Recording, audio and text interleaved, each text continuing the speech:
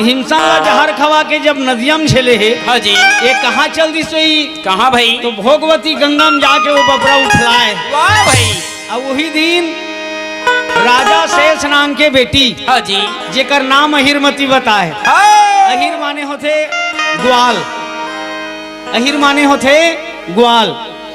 नागलोक में एक ग्वाल राजा री से जेकर बेटी अहिरमती री से। हाँ जी। रागी भैया वो 14 जन सखी ला धर के अगर नदिया नहाए वारे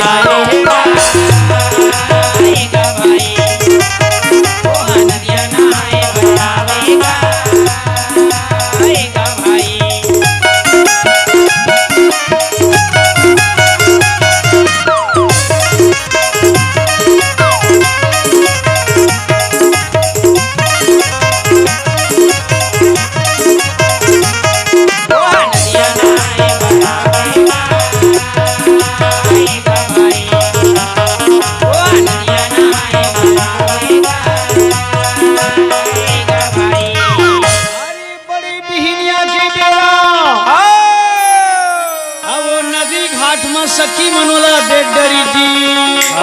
जी।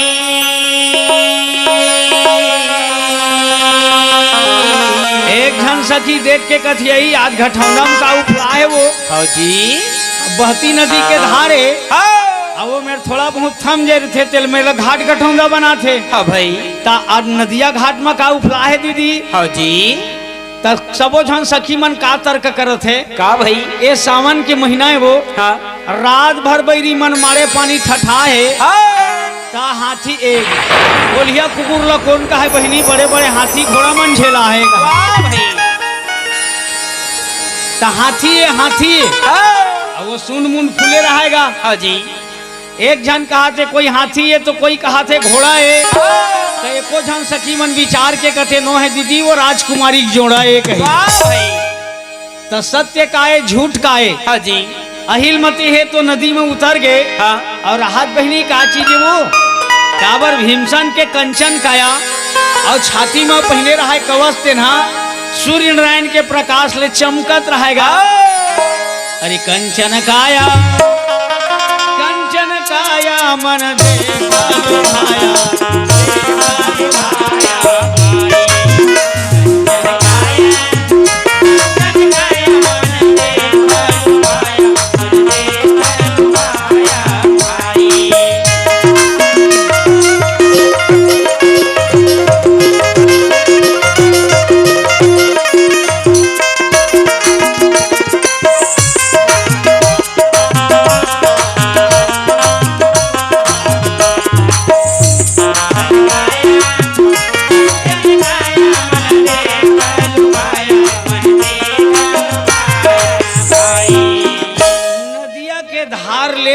खिंचत खिंचत अहिरमती पार में निकाल डली। रागी भैया हाँ जी देखा है ओकर सुंदर काया गा। वाह भाई। त जना मन अभी उठ के रेंगी का तैसे दिखत। हाँ जी। अब अहिरमती के नजर जब गरीश ना हाँ तो सही मोला छोड़न नहीं भावते के जन्मे जे करते कस महाराज। हाँ जी। ये मरहल कैसे करी? हाँ भाई। एकर का मन है? तो पापी मन जहर दे दे राजा। हाँ जी। ये नदी धार में झेला गे है। हाँ। और अहिलमती ये मरहल देखे है तो मरहब और वो मोहागे है कहीं। वाह भाई। अरे धनमो बनैया बाना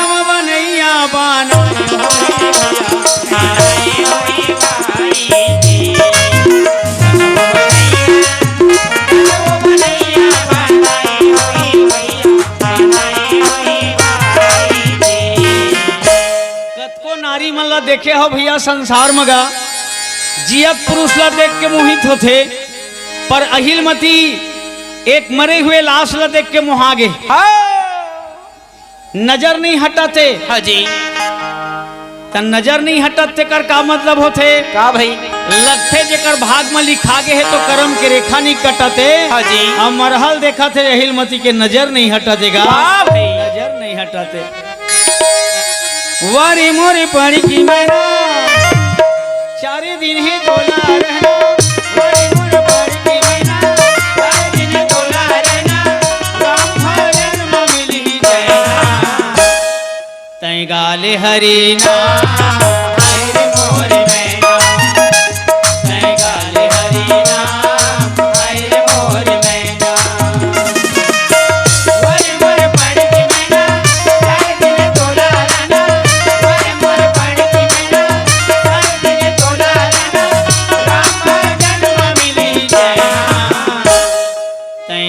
गाले हरि नाम हरे मोरी मैना तय गाले हरि नाम हरे मोरी मैना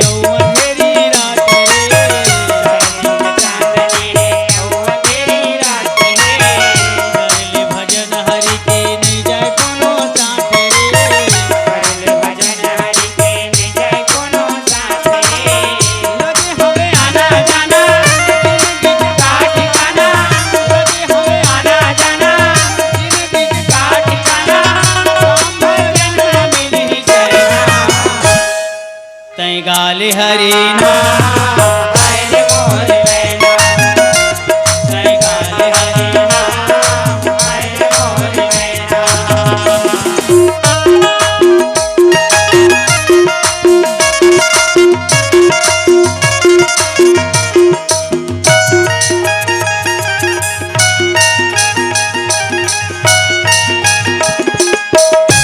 धनी जाबे संगी जाता माया के बाजार धनी जाबे संगी जाता माया के बाजार सही माँ ये संसार एक माया के मेला है जाए तेरा गुनो नहीं जाए संग में भैया जवैया अकेला है वाह भाई धनी जाबे संगी जाता माया के बाजार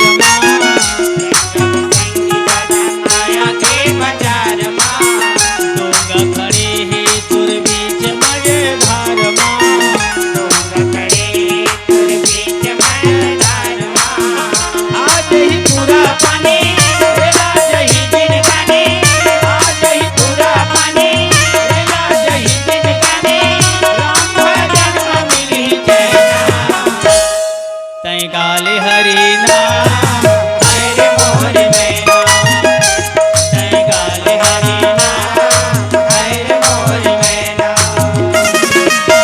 वरे मोर पानी मैना चार दिन तोला राना वरे मोर पानी मैना चार दिन तोला राना राम भजन में मिली जैना तय गाले हरि नाम हरे मोरी मैना तय गाले हरि नाम हरे मोरी मैना तय गाले हरि नाम हरे मोरी मैना बोलिए वृंदावन बिहारी लाल की आप देखना भीमसन बेचारा बिछड़ गए हाँ हैं पापी मन जहर दे के बोला नदिया में झेल दे हाँ जी अहिलमती बोला मुर्दा लाश ला निकाल डरे हाँ और निकाले के बाद अहिलमती है देख देख के मुस्कावे हाँ जी तो सखी मनोला समझावे ती कैसे कर थत रे बहिनी हाँ हैं ये मरे लाश ला देख देख के तय किसे मुस्कुरा थसिया अहिलमती कथे बहिनी हो भगवान शंकर मोला वरदान देरी से तय मरहपति पावे केहरी से हाँ मोर भाग में यही लिखाई बहिनी ते कर थी जेने घाट में मैं नहाता तेने घटना में है आके रुक गए वाह भाई एला घर ले गबो बहिनी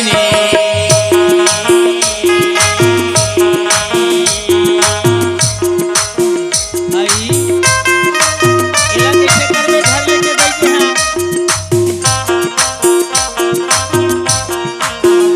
सखी ताना मारे भैया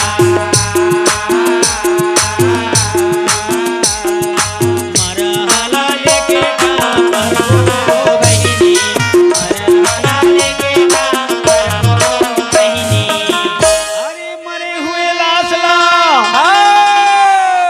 एला घर लेके कैसे करबे यार भाई तय अते बड़ राजा घर के बेटी हस हाँ जी आगू पाछुल थोकन तहू कर ले विचार हाँ ये मरहल घर में लेके का बनाबे या अचार वाह भाई ए नदियम झेलावत आहे बहनी ये काकर लइका है ना काकर लइका हाँ जी आइला तय के साथ मैं पति मानी हूँ हाँ जन्मे जाए गला पूछिस कस महाराज ये कैसे कैसे हुआ तोर कथा है हाँ जी मरहल ये कैसे करही हाँ और लिखने वाला घला कैसे विचित्र लिखे है हाँ भाई कि एक भाग में सही मरहे पति लिख दे लिखने वाला हाँ जी एला जियत पति निधि सुई का संसार में हाँ जी तब वैसम पाइन मुनि बतईस राजा हाँ भुगतो रे नर करम व्यवहारा और हरि को दोष मत दी हो गंवारा वाह भाई गंवार के काम में भगवान ला दोष देना हाँ ये करम दंड राजा वाह भाई यह करम दंड हाँ या को मेट सके ना कोई और जहाँ आशा तहाँ बासा होई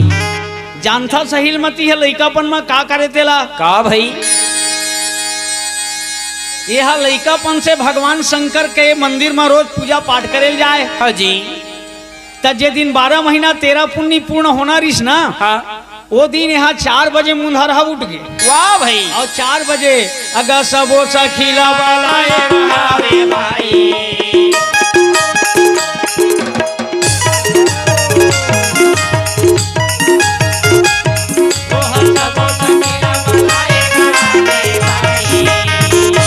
चलन दीदी चलन या पूजा पाठ के दिन आज मोर आखिरी परते वो हाँ अब आज सोमवार घलो है भगवान शंकर के आज सुंदर व्रत हवे वाह भाई त 4 बजे रात के सखी मन ला ले हाँ जी और मंदिर में इतना नहा खोर के बने पूजा पाठ करबो कहा तत्का बेरा हाँ। वह फूलेला कैसे भूला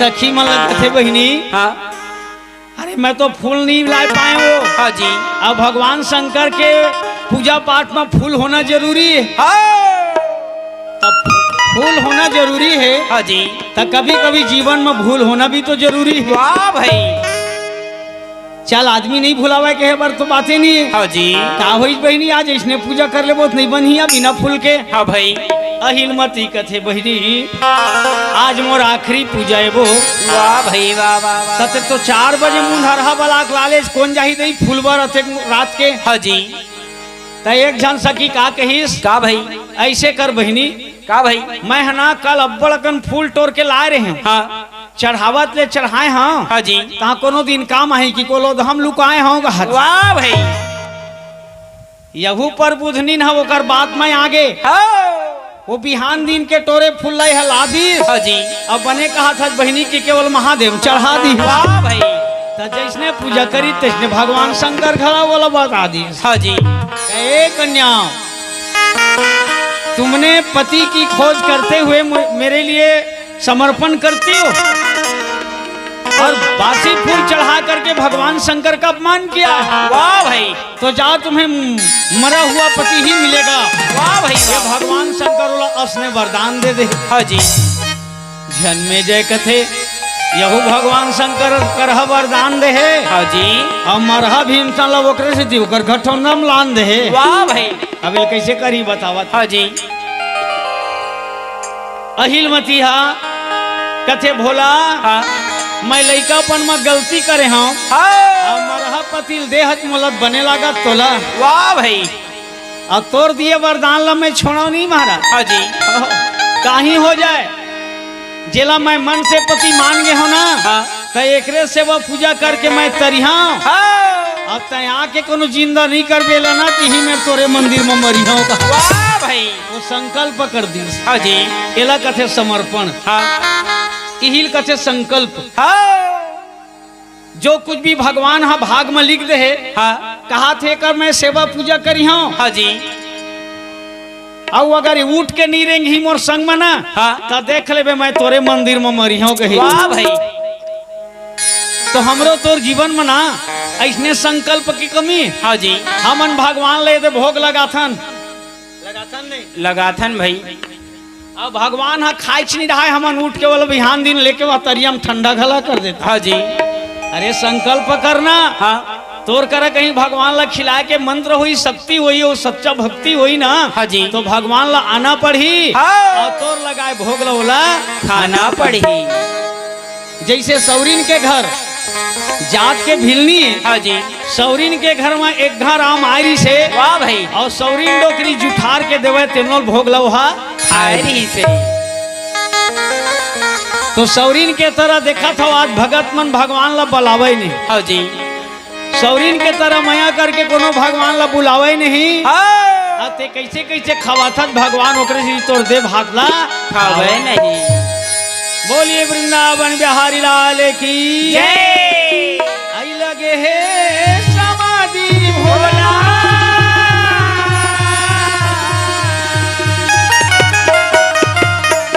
लगे है समाधि भोला डमरुला बजा दे। आए हो शरण मां भोला लाज बजा दे। आए हो शरण मां भोला लाज बजा दे। लगे है समाधि भोला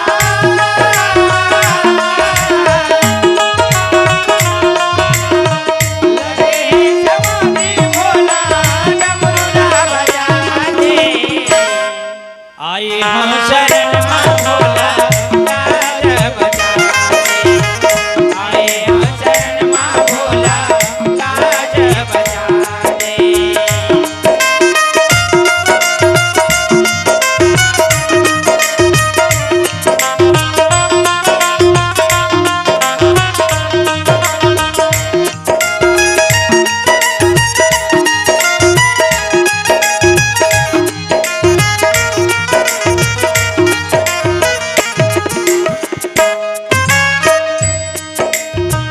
सिर ऊपर यार गंगा धारा आए हो शरण मां भोला लाज बजा दे। आए हो शरण मां भोला लाज बजा दे। हाँ भोलेनाथ तोर जटाले गंगा धार बहाथे केन गंगा के लहरा ले दुनिया के पाप धोआ थे। एक बार मरो लाज ला बचा दो, मरो पाप ला धोवा दो महाराज।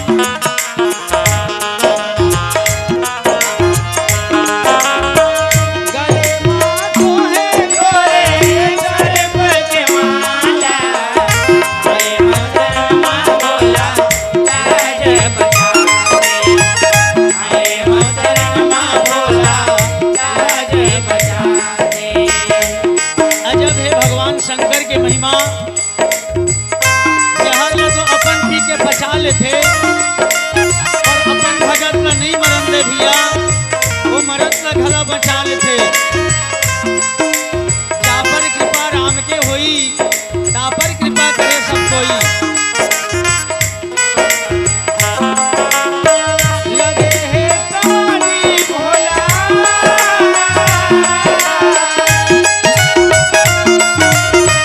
लगे है समाधि भोला डमरुला बजा दे।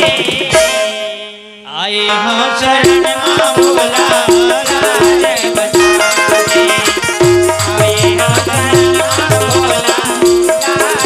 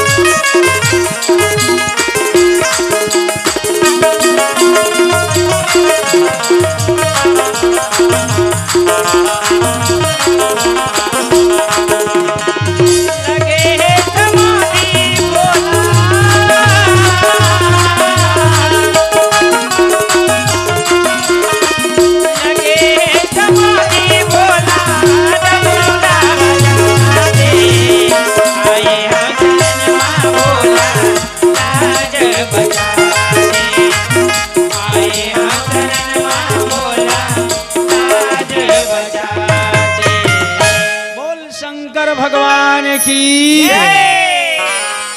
अब भगवान शंकर के महिमा ला कौन नहीं सुने आज तक के भैया हो। हाँ जी। ओकर महिमा ही विचित्र है। जहर जैसे चीज ला अपन हा पी के पचा लेते, वाह भाई। और अपन भगत ला देखते ना तो भगवान मरत रहते तीनों लोहा बचा लेते। एला कहते भगवान भोला। हाँ जी। रागी भैया, हाँ राजा जन्मे जाए भी पूछिस कस महाराज। हाँ जी। ये समय भगवान शंकर काय करत हते, कलब कलब के बिचारी रोवा थे। हाँ भाई। तेको कनी वाला दया लागत कि नहीं लगत है। हाँ जी। तो बड़ा दयालु शंकर भगवान। हाँ। माता पार्वती हा कैलाश पर्वत में बैठे बैठे हाँ। भगवान शंकर वरदान ला देले है। वाह भाई। और कले चुप आखिल मुंदे ध्यान लगा ले। पार्वती नहीं सके बिचारी ला। हाँ जी। अब भगवान शंकर सोथे आखिल मुंथे काबर काबर भाई। तो वह बहुत बड़े ध्यानी है। हाँ जी। बहुत बड़े ज्ञानी है। हाँ। ध्यानी होते तिमन ना 24 घंटा भगवान ला ध्यान लगाते। वाह भाई। शंकर भगवान घला परमपिता परमात्मा 24 घंटा ध्यान लगाते। हाँ जी। तो ध्यान करने वाले आदमी मान ऐसे आखिल उघारे रहते, जान आखिल मुंदे रहते। मुंदे रहते भाई। हाँ, तो मुंदे रहते ऐसे लागते जना मनाए कर नींद पड़ गए का। हाँ। एला कहते ध्यानी। वाह भाई। तो वो माता पार्वती काबर ध्यान नहीं करे। काबर भाई। वो काबर वाला नींद नहीं आमा एको कनी। हाँ जी। तो नारी तो सोए नहीं पुरुष लत ही जगाए। वाह भाई। और सुते नारी जागे नहीं चाहे कोटिन करो उपाय। ये संसार के सब जीवन लना। हाँ जी। माता पार्वती तेनहा काकर ऊपर दुख है, काकर ऊपर पीड़ा है। हाँ। वो बिचारी खोल के देखते। हाँ जी। तोला का मिलते जानता हो का भाई। ओकरे सिटी माता ला पूजा करे वाले संसार मिले है। हाँ। और जे ध्यान लगाते तेला करतार मिले। वाह भाई। एक स्थिति वाला भगवान शंकर ला माता पार्वती कहा थे भोला। हाँ जी। आई कलब कलब के तोर दुआरी मर जही बपरी है का बने लाग ही तोला। वाह भाई। अरे बालक पनमा वो फूला चढ़ावे, फूल चढ़ावे भाई। बालक पनमा वो फूल चढ़ावे, फूल चढ़ावे भाई।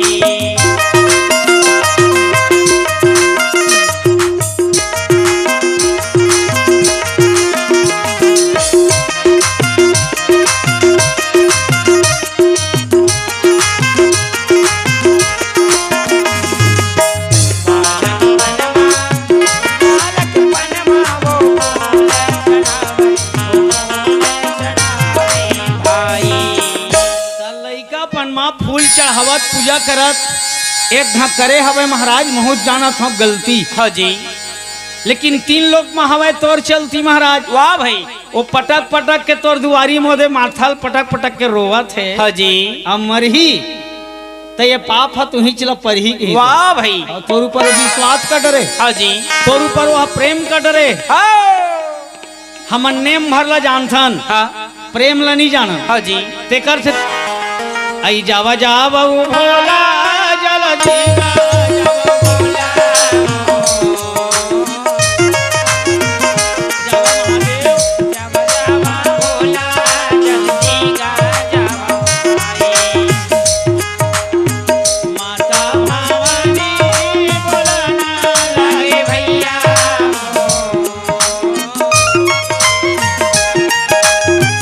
माता भवानी बोलना लागे भाई।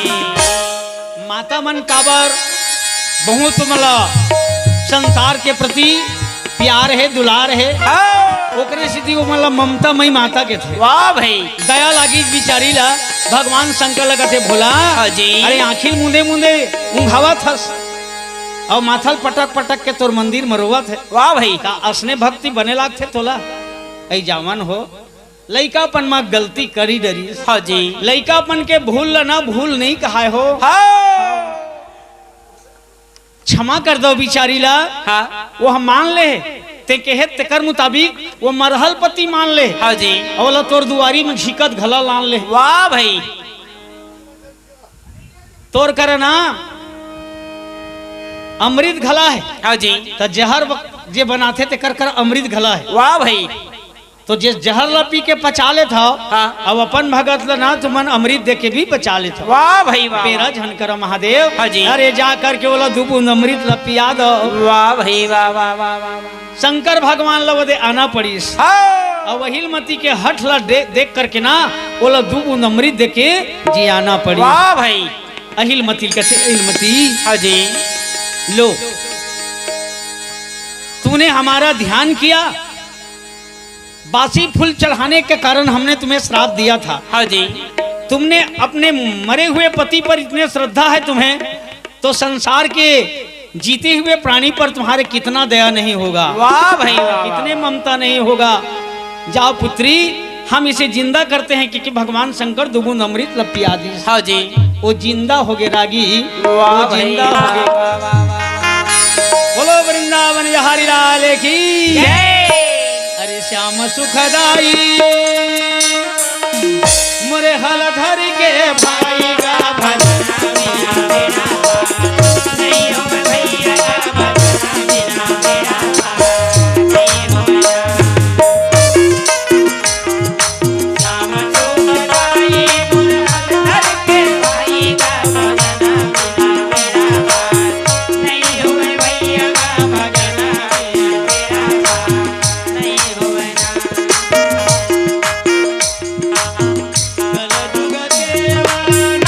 माया धारा का भजना बिना मेरा नहीं हो भैया का भजना बिना मेरा नहीं हो सुमर सुमर नरम तारा ही पारा हो भजना बिना मेरा नहीं हो भैया का भजना बिना मेरा नहीं हो अरे श्याम सुखदाई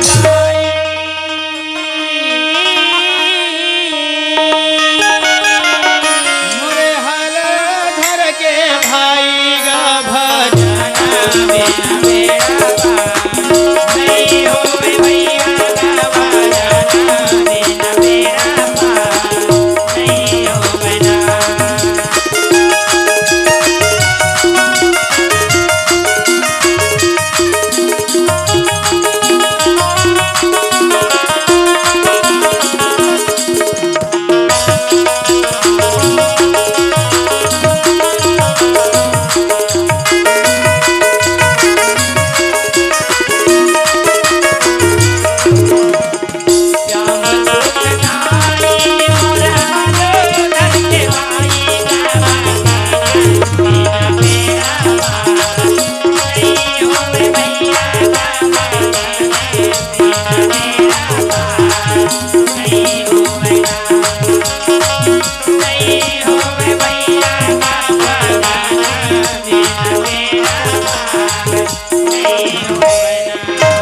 बोल वृंदावन बिहारी लाल लाल की जय।